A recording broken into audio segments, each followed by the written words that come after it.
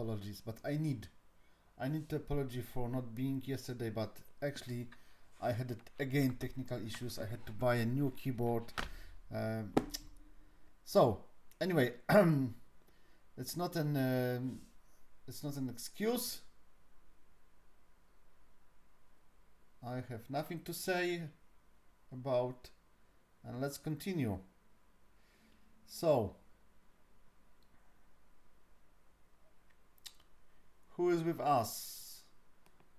Let's say on the chat if everything is okay. Are you safe away from the virus? So let's continue. I will not repeat any introduction, so I will just summarize. We are on our way to create the Lean Six Sigma Green Belt Project book in Google Spreadsheets, and this is like a background or also a backbone for our discussion about the Lean Six Sigma in general, a DMAIC project, and so on.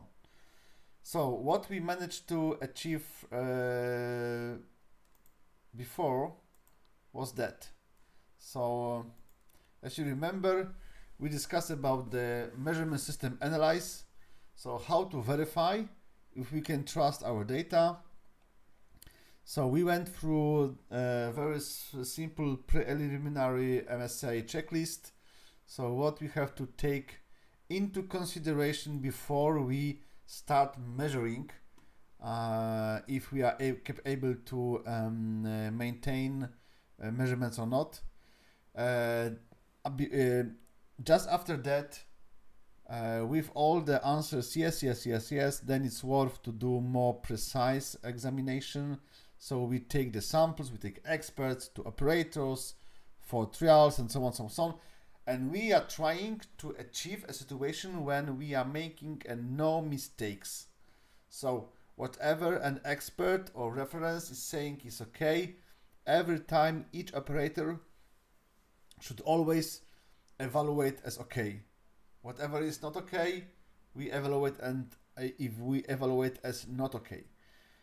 This is very important in Lean Six Sigma projects, as you may know, because actually the value of our work as the Lean Six Sigma project leader lies in the quality of data we are using for the analyze. Because soon you will see that we will suggest our findings. We will suggest to a sponsor, to process owner, to someone who is currently performing the process to change the way he's doing so. And it would make no effect if we will not show him some evidences, some conclusions, like some findings, some numbers, some graphs, some relation. And this graphs has a power equal to the power of your data. Yeah, so if anyone can ask, okay, but where you have this data from? I mean, this graph looks clear, fine, is based on what data? How can you guarantee me that this data are correct? And if you have no answer to this, it's like you did nothing. Do you understand? So the quality of data, quality of numbers is the most important in Lean Six Sigma subjects and projects. If you would like to perform and do the project, if you will not look at the data, if you will not look at the numbers and the quality, do I trust them or not? It's not a Lean Six Sigma project. You may name this as you want, but this is not Lean Six Sigma project. The Six Sigma requires that we are taking the data very seriously, and there is no room for guess, for promise or pray. No, you have to collect the data and verify them. So once we did so, as you remember what we did, we in the measure phase we will come back to the question of quality of data many times. We'll do this in the measure phase, and we will do this as well in our analyze phase. So in the measure phase, oh sorry, not this one. I forgot. So this one is a small, this big. Okay, sorry for that. So we are now in the measure phase, and we we verified a measurement system to verify the y, our output, not the axis. Y, our output. The output is telling about the problem. So actually we are doing this to verify if we are doing the, come on, why this is not switching? Can I check something? This is 2, this is 1. I think by mistake I hit wrong key. Anyway, so we are following now on we are following on our problem. So this is y, and what we did, we verified the y. It means that now we have to switch to spreadsheet. And what we are doing with this, so this is about the y, and the main step after we do so is to verify the so-called operational definition. But actually we have to do the operational definition before gauge and R. So what is this? What is the operational definition? Operational definition, this is the definition how we are going to measure whatever. In this case, it's relating to y. So the measure that you will be able to describe the problem. And the operational definition first has to describe, are we talking about continuous data, like are we going to measure something, or this will be just discrete data. So okay, not okay, big, small, yes, no, or are we going to measure some numbers? Okay. So operational definition we have already, and then we have to put our measures.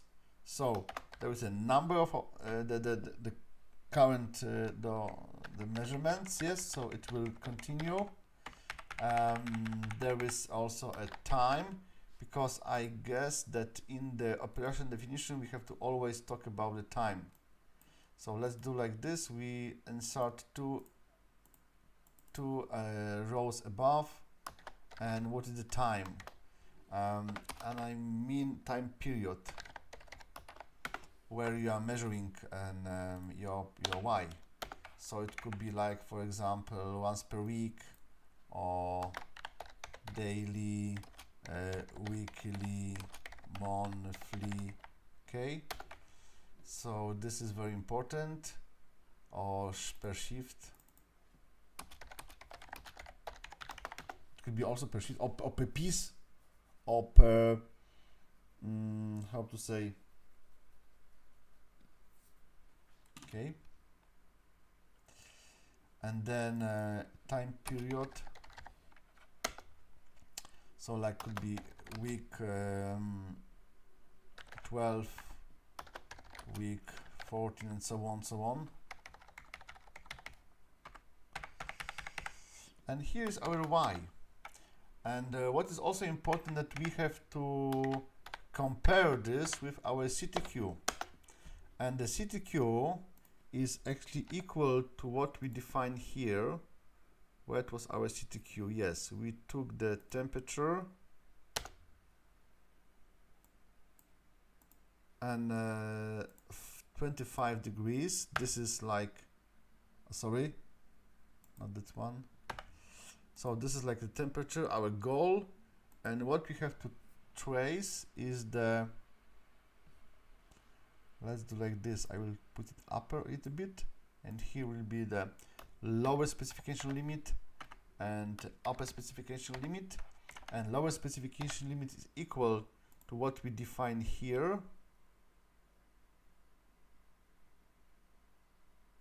Okay, 24, and the upper specification limit is here, it's 26, and our goal is equal 24.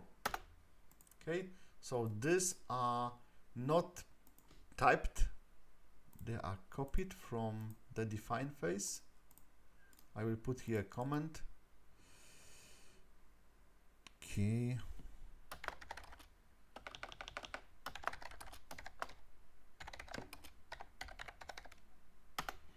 So we have this from define phase, and here we are copying this along the dates we are measuring the along all the measures about the y, and we have to here track our problem, our y. And now we have verified. Remember, we did this here when we were discussing about the how much it cost, but at that time,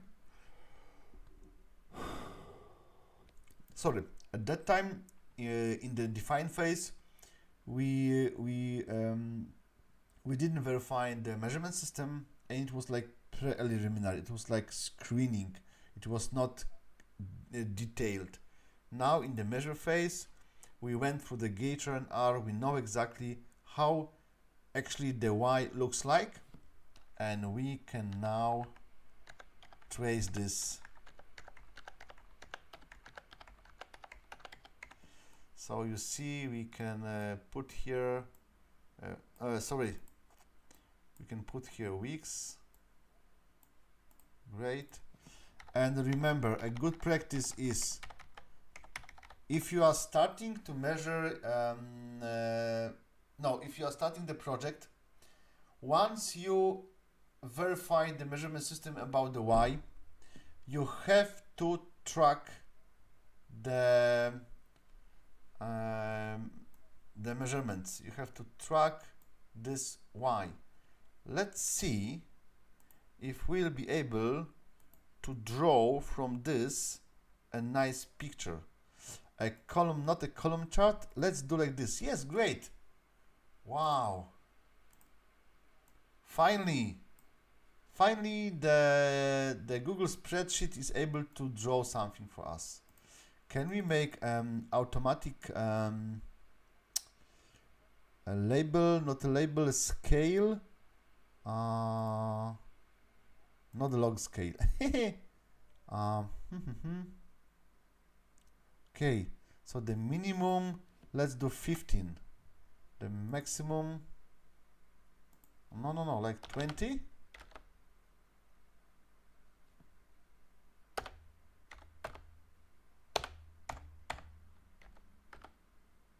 Okay, and maximum 30. Good. So this is exactly how the, is it going to show, are you going to show me the numbers or not? Is it really, I didn't cross the specification limit? I should do this. So like 27,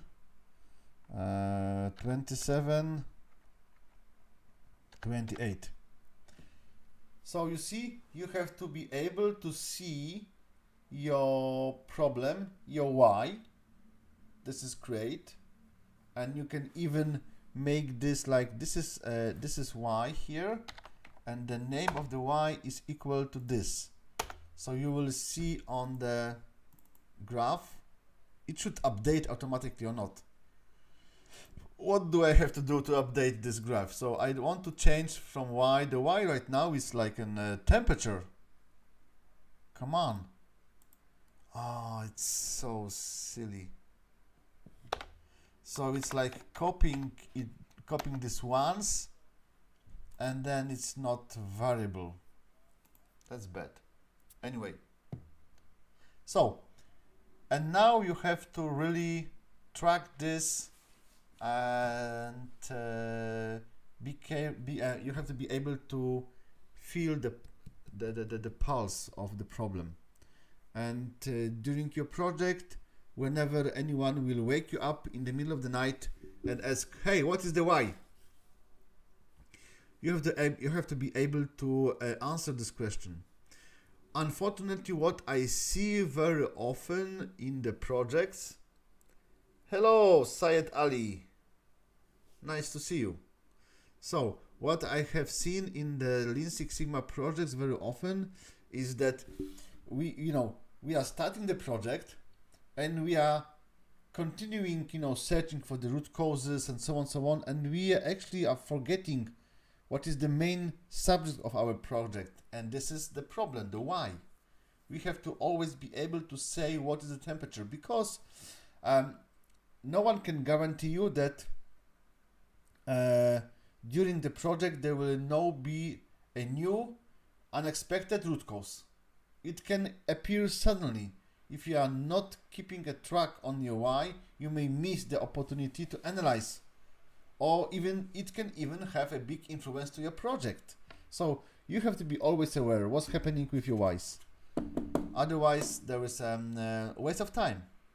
So this is the first result.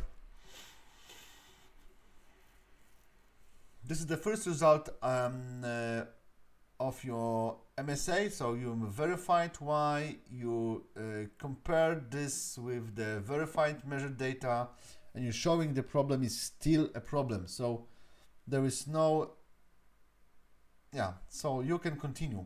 This is also a nice point when you can check with your sponsor if the, hello Kalidas, nice to see you. So this is also a point when you can do review gate. What is review gate? Is the project still reasonable? I mean, is it still worth doing? True? No, this will not work.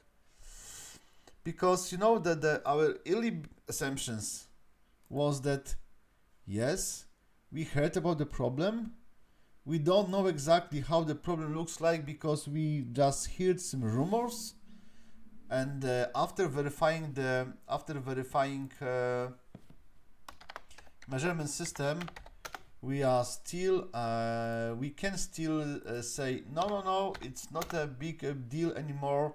Now we know that okay, we thought it's a big problem, but now it's not so bad. Okay, so there's a review gate, and the review gate we put in this color, I hope, and then we put some bold, and we change the size. Okay, great. So we know this, we have this, we have this, we have this. So we have to continue and problem from data perspective. Okay, and actually what we did here, if you don't mind, I will move it here, because this is one of the graphs you have to always show. So because this is showing changes in time, and your objective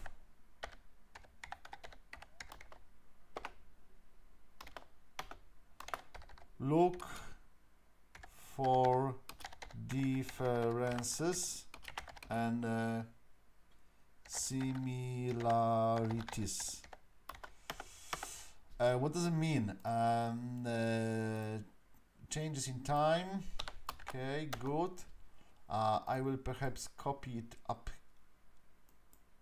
above, because this must show. Okay, so changes in time, good. Then there is a graph. Okay, great. And then you have to objectively look for differences and similarities. So it would be good to see the differences. Is this different or similarity? And for example, the example of difference is week 14 versus week 15, and this is of course difference, and here okay, and explanation. Looking at the differences or similarities will always guide you to the root cause, and this is something you have to always remember. The good quality specialist, if you would like to really be an effective in the root cause problem solving, you have to always look for differences. The differences will guide you. Like for example, week 15, the temperature, no, change in sealing material. Yes, for example, you did some changes in the sealing material. Why not? It can happen. So you have to always be able to explain the differences you see. Let's do the spell check. I'm sorry, I will do this every time because I don't trust myself in terms of the spelling. So I will always do a spell check. So you have to look at the graph above and talk, for example, and similarities, which is week 14 versus week 17. And this is similarity,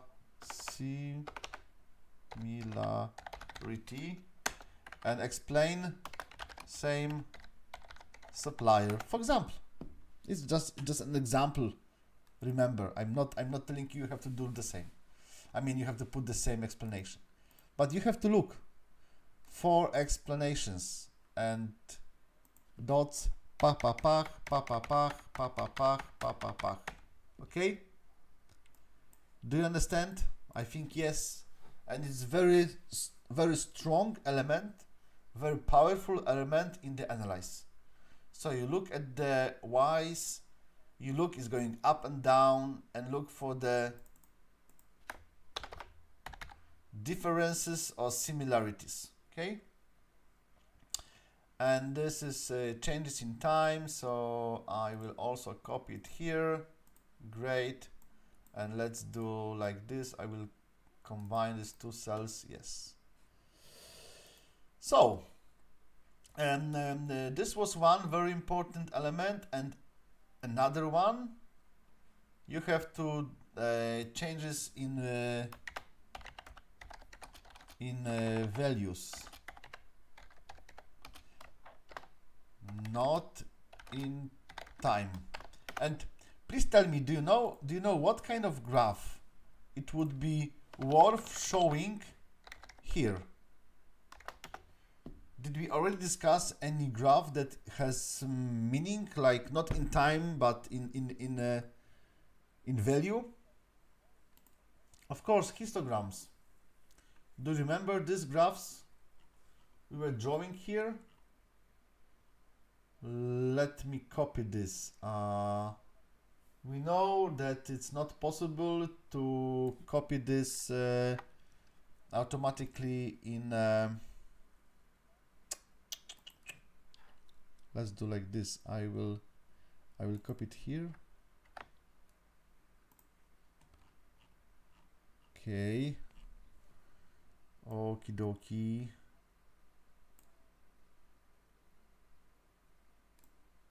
So I will do like this. Okay, is it possible?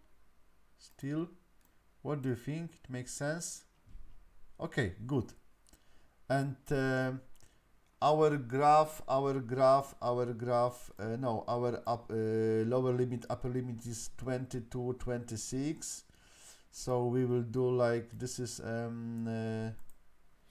22, 24, 25, 26. Okay, and this will continue here, and this will continue here. Okay, and this is not good because our specification says only 22 to 26 is okay. Is it correct? Okay. The rest are scraps or problems and so on, and again you have to look for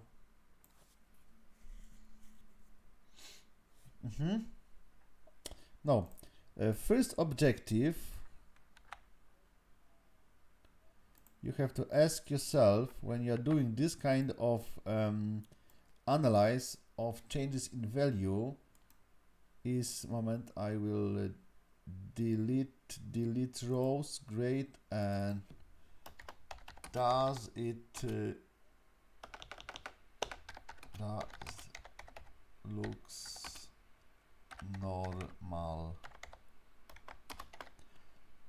as normal distribution. Distribution.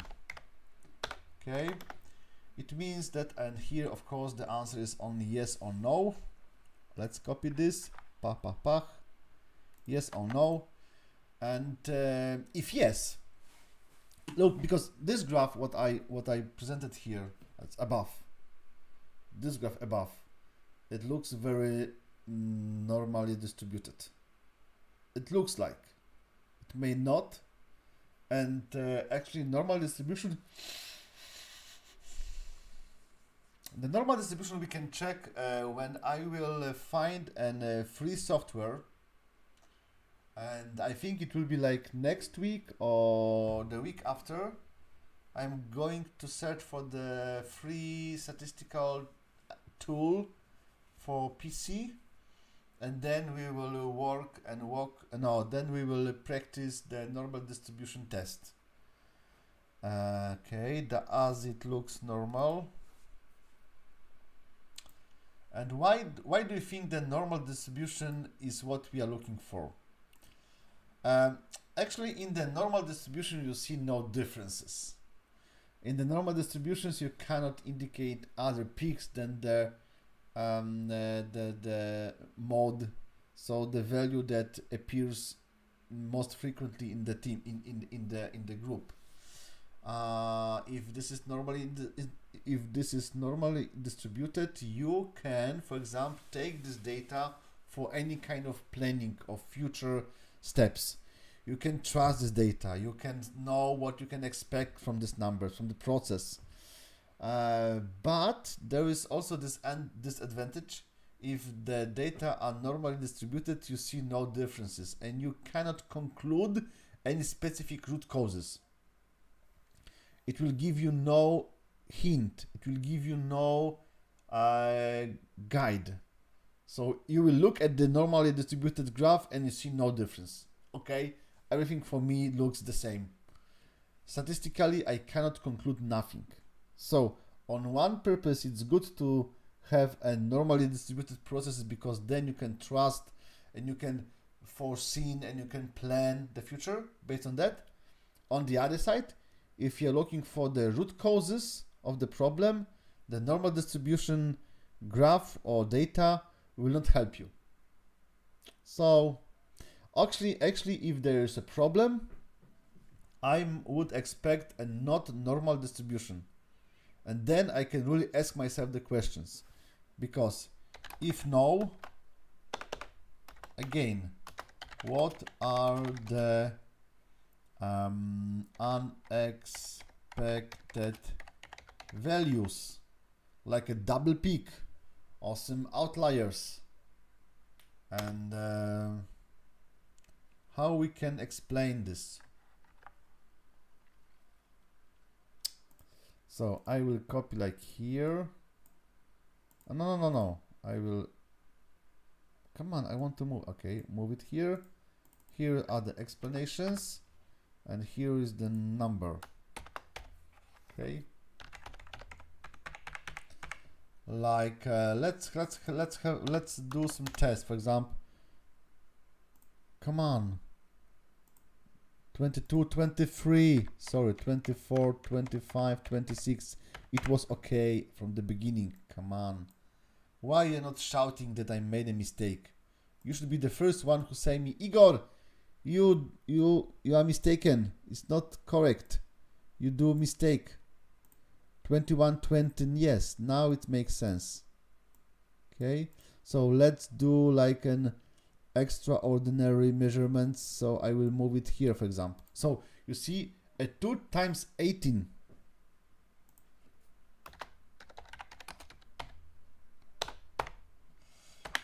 Twice 18, and the explanation could be like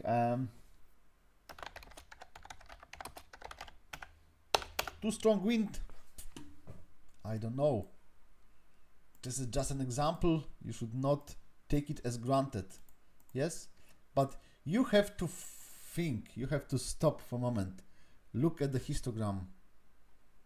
I will put it here. Name histogram as. Okay. So you have to look at the data and ask yourself a question. Can I explain this? Sorry. I'm still used to hit here. In my previous keyboard there was a delete, and now I have a different place for delete. Anyway, so let's highlight everything, see the spelling, and I want to be sure. Okay, great.